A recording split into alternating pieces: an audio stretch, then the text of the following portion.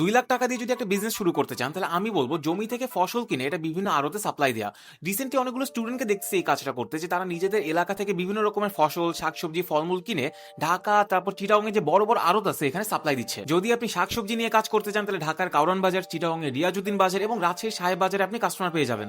যদি আপনি ফলমূল নিয়ে কাজ করতে চান, তাহলে ঢাকার বাদামতলীতে আপনি কাস্টমার পেয়ে যাবেন। এবং আপনার 2 লাখ টাকার পণ্য যদি দামে মিলে যায়, তাহলে এই ক্রেতারা বাকিতে না বরং ক্যাশ দিয়ে কিন্তু পুরা মাল নিয়ে নিবে। এছাড়া অনেকগুলো কোম্পানি আছে যারা মাছ দিয়ে বিভিন্ন পণ্য তৈরি করে, মাছ এক্সপোর্ট করে। এই কোম্পানিগুলো তো কোনো না কোনো মানুষের কাছ থেকে প্রোডাক্টগুলো কিনতেছে, তাহলে ডিরেক্টলি আপনি তাদের সাথে একবার কথা বলে দেখেন। একসময় মনে করতাম যে বিভিন্ন আড়তে যারা পণ্য বিক্রি করে অথবা কোম্পানিগুলো যারা এইসব পণ্য নিয়ে কাজ করে, তারা তো নিজেরাও কৃষকের কাছ থেকে পণ্যগুলো কিনলে পারে। কিন্তু একজন আড়তদারের বিক্রি যদি তার ক্রয় ক্ষমতা থেকে বেশি হয়, তখন মূলধনের কমতির কারণে বেশি পণ্য সে ক্রয় করতে পারে না।